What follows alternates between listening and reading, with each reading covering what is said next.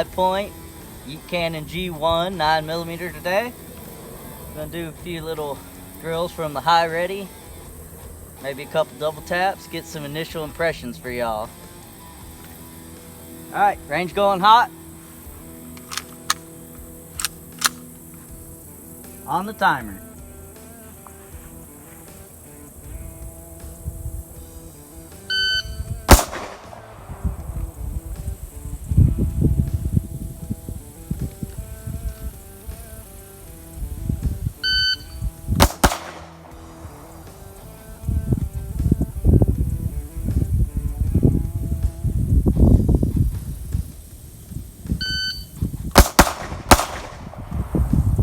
Alright guys, we're out here at the range today doing our initial shooting and impressions on the all new, much anticipated Hi-Point Yeet Cannon G1 in 9mm Luger. So, about here running some practical drills. We did 2 shots on the left target, 2 shots on the right target, and then a headshot on each. We were able to get it on 3.17 seconds, running about 2-4 splits. So this gun I'm able to run right up there with my competition Glock guys. $190 gun. This kind of reinforces that it's not so much the gun, it's the shooter and your ability. Let's go over this thing. You can see we got empty mag, empty chamber. The main negative on this gun right off the bat is going to be magazine disconnect safety. The trigger is dead without a mag in the gun. Got a safety here on the side. It does have last shot hold open, and there's a lot of budget guns out there that don't have that feature. I really like it on something, especially if you're going to be using it in a defensive home defense role, something of that nature. So we got traditional U-notch sights. They're kind of painted orange and yellow on the front. They work just fine. Trigger is a marked improvement over the old Hi-Points. It's still mushy, kind of feels like a Nerf gun trigger, but it's light and has a very clean break. So if you're in the market for a budget handgun, you got about 200 bucks, you really can't beat the Yeet Cannon G1. So we did the Hi-Point from low ready. Now we're going to break out the Glock, same drill from low ready, see what the time is.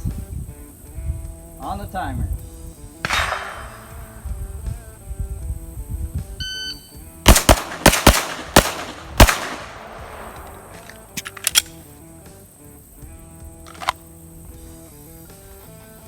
Alright guys, that's 2.81.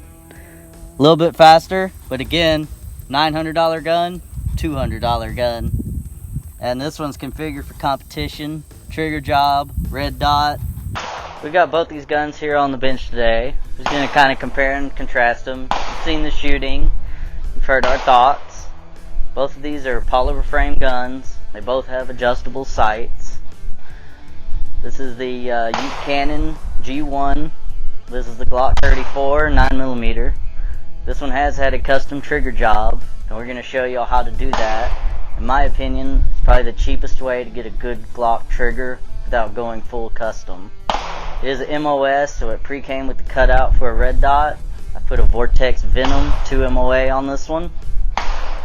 This just has the traditional U-notch sights. It does come with the ghost ring sight you can use, but I don't recommend it on a pistol. 8 shots in the Hi-Point. You can get 10 round mags, you can get 15, 17, 33. The sky's basically the limit on the Glock. It has the largest aftermarket support of just about any handgun you're going to find. You're not going to be able to mount a light on the Yeet Cannon. That is kind of a negative if you're going to be using it in a home defense role. The Glock has a standard pistol light mount. I do not have one on there because this is a competition gun. The Glock does have the extended slide release and the extended mag release. Those come standard on the Gen 4s. On the Hi-Point, as far as reloads, you're basically stuck going over the top. The slide lock here is very small, very hard to hit, not very tactile.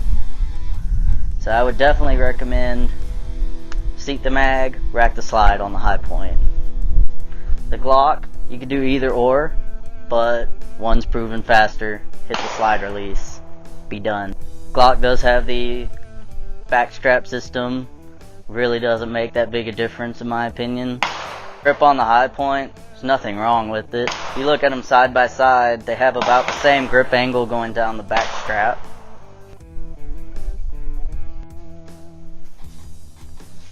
So like anything with guns, it's a game of diminishing returns. Is this gun 3 times better than the Hi-Point? Well, they're both reliable, they're both accurate, they both put rounds on target. The Glock does more creature comforts, does a lot of things better.